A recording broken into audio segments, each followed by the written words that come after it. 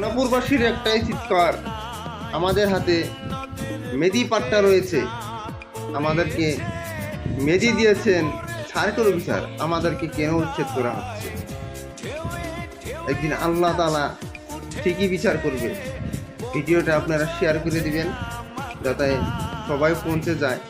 মেদি পাট্টা থাকা মানুষকে কিভাবে উচ্ছেদ করে এবং তারা ভারতীয় ভোটার আই কার্ড আছে, এনআরসিতে নাম আছে, তাদের কিভাবে উচ্ছেদ করা হয়?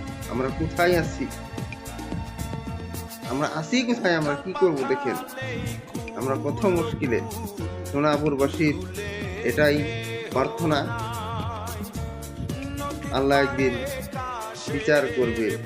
ধন্যবাদ, আসসালামু আলাইকুম।